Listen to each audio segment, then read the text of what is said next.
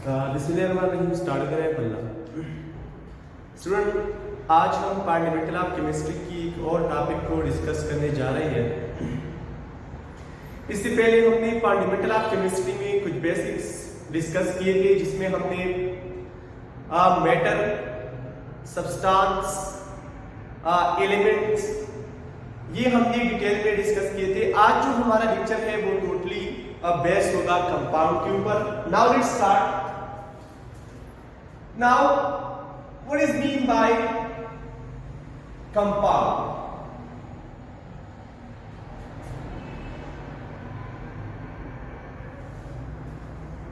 Student, से पहले हमने आपको ये बात बताई थी डिटेल में कि जो सब्सटेंस होती है बेसिकली यूनिवर्स में या तो वो कंपाउंड की शक्ल में आपको मिल सकता है और वो या आपको मिल सकता है एलिमेंट की शक्ल में। Means that substance present either in the form of elements or either in the form of compounds।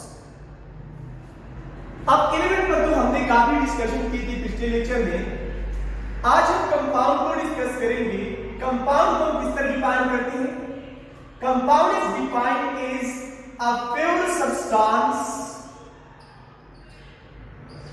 a pure substance which is made of two or more different elements,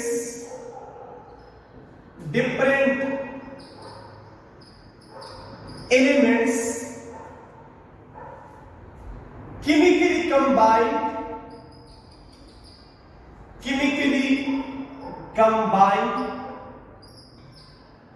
by a fixed ratio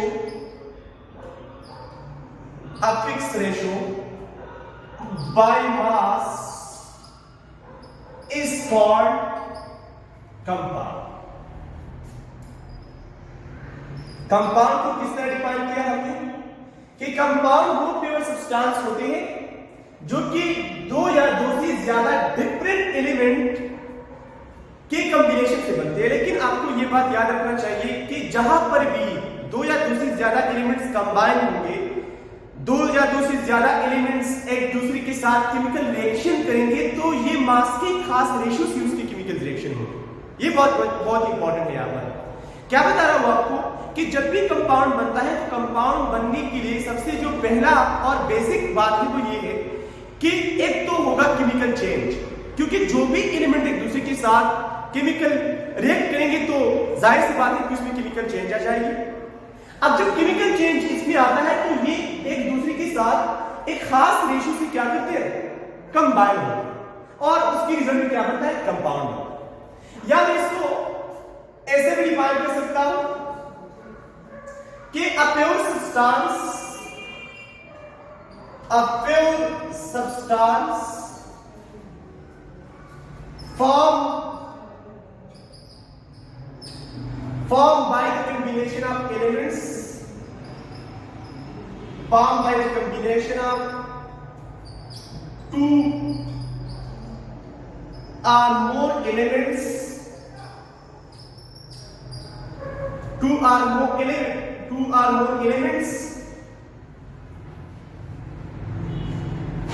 by a fixed ratio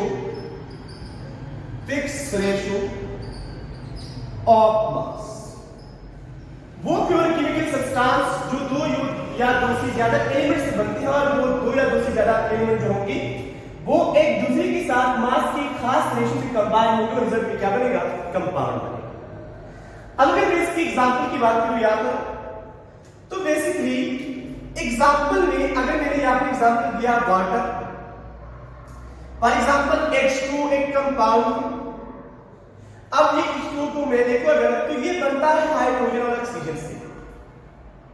water is made from H2n+O2, both the elements are in gaseous state, but when they react together they form H2O, it is a compound। अब यहां पर मेरी बात की कि जो compound बनता है इसके लिए एलिमेंट की मास की खास रेशो होती है। अगर मैं मास की खास रेशो की बात करूं तो आमतौर पर जो हाइड्रोजन होता है इसकी रेशो कितनी होती है? इसकी मास होता है, हाइड्रोजन की मास होती है 2 AMU, और यहां पर जो ऑक्सीजन है तो उसकी मास कितना है? 16 AMU। अब अगर इसमें सिंपल करूं मजीद तो ये हो जाएगा 2 1s are 2 and 2 8s are 16, 2 1s are 2 and 2 8s are 16। तो ये जो आपको रेशो नजर आ रही है ये वो रेशो है ये सिंपल रेशो जिससे ऑक्सीजन और हाइड्रोजन एक दूसरे के साथ कंबाइन हुए हैं वाटर मॉलिक्यूल। या अगर मैं एक और एग्जांपल दे दूं कि यहां पर कार्बन डाइऑक्साइड भी एक कंपाउंड है, कार्बन डाइऑक्साइड कंपाउंड है, और ये कार्बन डाइऑक्साइड दो एलिमेंट से बनता है, कार्बन, और इस कार्बन के साथ साथ ऑक्सीजन से। कार्बन एंड ऑक्सीजन, कार्बन आमतौर पर सॉलिड स्टेट में होता है, ऑक्सीजन तो गैसियस स्टेट में होता है। अब जब ये रिएक्ट करेंगे एक दूसरे के साथ तो यहां पर मैं लिख सकता हूं कि ये आमतौर पर ऑक्साइड की फॉर्मेशन जब भी होती है तो ऑक्साइड बनती है in the process of combustion. तो जब किसी की बर्निंग होगी कार्बन की in the presence of oxygen तो ये क्या बनाएगा? ये बनाएगा कार्बन डाइऑक्साइड CO2, CO2, ये बन गया कार्बन डाइऑक्साइड। अब ये भी कौन सी स्टेट में? गैसियस स्टेट में। लेकिन इसे हम कंपाउंड कहते हैं क्योंकि इसमें दो या दो से ज्यादा एलिमेंट मौजूद है, पहला शर्त, और दूसरा शर्त ये कि इसमें जो ऑक्सीजन और कार्बन की रेशो होगी वो एक खास रेशो होगी मास की। जैसे कि कार्बन की आमतौर पर मास कितना होती है? 12 ग्राम, और यहाँ पर ऑक्सीजन की कितनी मास होती है? एक एटम का होती है 16 ग्राम। तो दो एटम्स की मास कितनी हो गई? वो हो गई 32 ग्राम, 32 AMU, सॉरी 32 AMU। अब अगर मैं इसे सिंपल करूं तो ये हो जाएगा 3 4s are 12 and 4 8s are 32, 4 8s are 32। तो ये जो रेशो आपको नजर आ रही है ये मास की वो रेशो है जिससे कार्बन डाइऑक्साइड कंपाउंड है वो बनता है। तो मैंने आपको यहां पर क्या बताया कि कंपाउंड्स वो प्योर केमिकल सब्सटेंस होते हैं जो कि दो या दो से ज्यादा एलिमेंट के कॉम्बिनेशन से बनते हैं, और वो एलिमेंट मास की खास रेशो से एक दूसरे के साथ कंबाइन है। तो इसे हम क्या कहते हैं? इसे हम कंपाउंड कहते हैं। अब एक बात आपको याद रखनी चाहिए स्टूडेंट, और वो बात ये कि जब भी कंपाउंड का फॉर्मेशन होता है, when the formation of compound occur, then the components of the compound mean element undergo chemical change. मैं आपको ये बात बता रहा हूं कि अगर यहां पर आप देखें, यहां पर हाइड्रोजन के दरमियान में बॉन्ड है, और यहां पर ऑक्सीजन और ऑक्सीजन के दरमियान में भी केमिकल बॉन्ड है। तो अगर कंपाउंड बनता है तो सबसे पहले क्या करना पड़ेगा? यहां पर जो हाइड्रोजन के दरमियान में बॉन्ड है उसे ब्रेक करना पड़ेगा। First of all this bond is broken down. When this bond is broken down, then a new bond is formed, which is basically the bond is formed between the hydrogen and oxygen. Bond बनता है hydrogen और oxygen के दरमियान, और जब bond बनता है तो केमिकल चेंज आता है, और जब केमिकल चेंज आता है तो we can say that a new species form which we call compound। ये बन गया क्या? H2। याद रखिए H2। तो मैंने आपको ये बात बताई कि जब भी कंपाउंड बनता है तो कंपाउंड बनने के लिए जो कंपाउंड्स के कंपोनेंट होते हैं element, they must undergo chemical change. मतलब आपको मैं क्या समझाने जा रहा हूं? मैं आपको ये बात बता रहा हूं कि जब भी कंपाउंड बनता है तो कंपाउंड के जो कंपोनेंट्स होते हैं, कौन से कंपोनेंट होते हैं? एलिमेंट्स होते हैं। Element is the basic component of the compound, क्योंकि जो कंपाउंड बनता है वो छोटे-छोटे एलिमेंट के कॉम्बिनेशन से बनता है।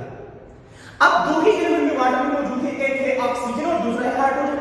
तो पहले तो मैंने आपको ये बात बताई कि हाइड्रोजन मॉलिक्यूल के दरमियान में भी एटम के दरमियान में बॉन्ड है हाइड्रोजन मॉलिक्यूल में, ऑक्सीजन मॉलिक्यूल में O2 में भी ऑक्सीजन और ऑक्सीजन के दरमियान में बॉन्ड है। तो पहले इसी बॉन्ड को ब्रोकन करना पड़ेगा और इसके रिजल्ट में नया बॉन्ड बनेगा। तो नया बॉन्ड जब बनता है तो कंपाउंड बनता है, और ये कंपाउंड बनता है केमिकल चेंज की रिजल्ट। तो यहां पर क्या हो गया? केमिकल चेंज आ गया ना। अब अगर हम कंपाउंड को थोड़ा सा और एक्सप्लेन करें तो बेसिकली कंपाउंड इज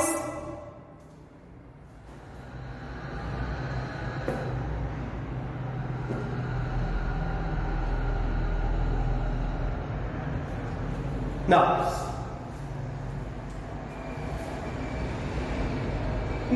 अगर कंपाउंड को हम थोड़ा सा और एक्सप्लेन करेंगे तो एक बात तो ये होती है कि कंपाउंड में द कंपोनेंट्स, ये बात हम लिख सकते हैं कि जो कंपाउंड के कंपोनेंट्स होते हैं, द कंपोनेंट्स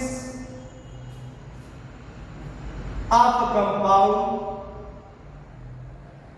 कंपोनेंट्स क्या होते हैं? एलिमेंट। इसी में एलिमेंट यहां पर इस साथ में लिखूंगा एलिमेंट्स।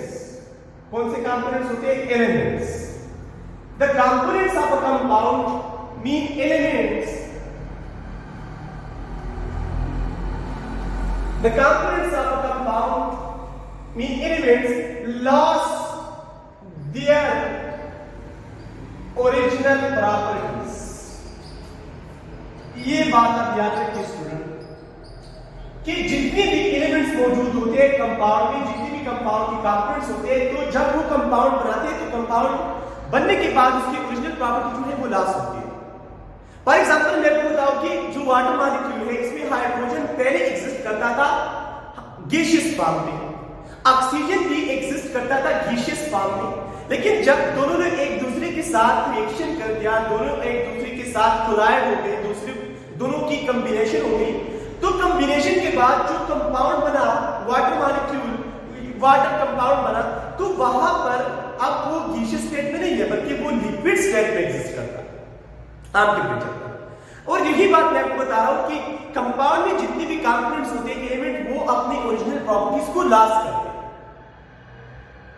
अब यहां पर एक और बात जो बेसिकली कंपाउंड्स और एलिमेंट में डिफरेंस कराते हैं हमें, वो ये कि एलिमेंट्स में हमने ये बात बताया कि elements is a pure chemical substance which can not be broken down into simpler substance by any ordinary physical or chemical means.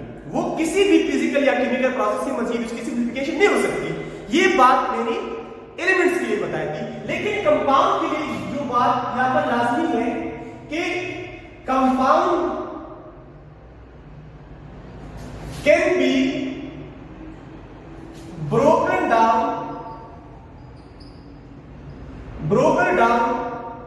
broken down into simpler substance by chemical means। ये बहुत important बात है कि जितनी भी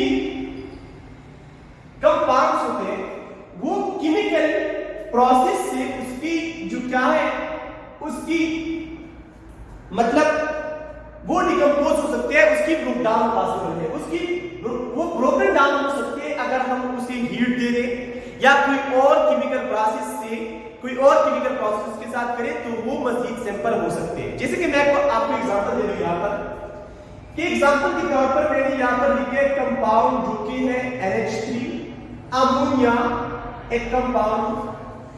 अब ये ammonia जब भी डिकम्पोज होता है तो डिकम्पोजिशन के बाद ये आपको दो तरह के एलिमेंट्स देंगे, सेपरेट सब्सटेंस देंगे, जिसमें एक है N2 और दूसरा है H।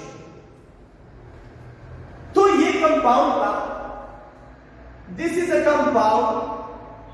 और इसकी सिंप्लीफिकेशन हो गई, इसकी ब्रेक डाउन हो गई, तो ये उसने क्या दिया हमें सिंपलर सब्सटेंस, जो कि बेसिकली क्या है सिंपलर सब्सटेंस, जो कि बेसिकली है एलिमेंट्स। और यहां पर अगर हम इसे हीट दे तो हीट से इसकी डिकम्पोजिशन पॉसिबल है ना। तो कंपाउंड के लिए हमने कौन सी बात की कि compound can be broken down into simpler substance by chemical process के जरिए कंपाउंड जो है वो मजीद सिंपल हो सकता है, वो सिंपलर सब्सटेंस को कन्वर्ट हो सकता है। ये बात मैंने आपको बताई।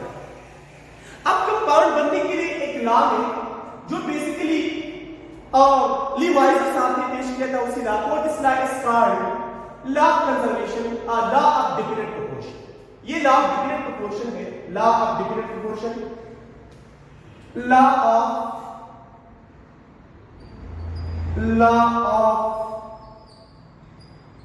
Definite proportion. Law of definite proportion की स्टेटमेंट क्या है बेटा? Law of definite proportion state that कि जहां पर भी आपने किसी कंपाउंड के सैंपल को लिया, जैसे कि आपने वाटर इस एग्जांपल ऑफ कंपाउंड वाटर, हमने किसी जगह से उसके सैंपल को कलेक्ट किया, तो इसमें जो हाइड्रोजन और ऑक्सीजन की रेशो होती है एलिमेंट्स की, वो थ्रू आउट यूनिवर्स क्या होगी, कांस्टेंट होगी। This ratio, this law is called law of different proportion. मैंने आपको क्या बात बताई कि अगर आप किसी खास कंपाउंड के सैंपल को किसी जगह से कलेक्ट करो, जैसे कि वाटर को आपने कलेक्ट किया स्वात वैली से, स्वात डिस्ट्रिक्ट से आपने उसे कलेक्ट किया, तो यहां पर वाटर में हाइड्रोजन और ऑक्सीजन की जो रेशो होती है ये थ्रू आउट यूनिवर्स क्या होगी, कांस्टेंट होगी।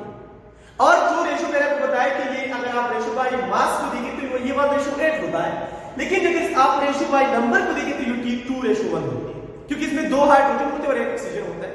तो this law is differently called law of definite proportion. ये लॉ कौन सी लॉ है, लॉ ऑफ डिफरेंट प्रोपोर्शन। मतलब मेरी बात क्या ये है कि अगर मैं आपको एग्जांपल दूं कि अगर वाटर है और इसकी आप मतलब आप इसके सैंपल को किसी जगह से कलेक्ट किया, आपने वाटर की सैंपल किसी जगह से कलेक्ट किया और आपने उसकी एनालिसिस की, तो एनालिसिस से आपको क्या पता चलेगा कि जो वाटर में हाइड्रोजन और ऑक्सीजन की रेशो होती है नंबर की, तो ये 2:1 होगी। 2 ये ratio by number, ratio by number. और अगर मैं इसकी मास की रेशो की बात करूंगा तो ये आ जाएगा 1:8, जो कि मास की ratio, ratio by mass, ratio by mass. तो now different proportions state that element is combined together, is chemically combined together, react together by different proportion of mass and they form a compound, and the ratio of this element in a compound is constant throughout the universe. ये जो ratio होती है, जो ratio होती है elements की compound में, वो अगर आप थ्रू द यूनिवर्स की स्टडी करोगे, एनालिसिस करोगे, तो आपको क्या मिलेगा, वो कांस्टेंट मिलेगा। तो बेसिकली ये क्या है, लॉ ऑफ डिफरेंट प्रोपोर्शन।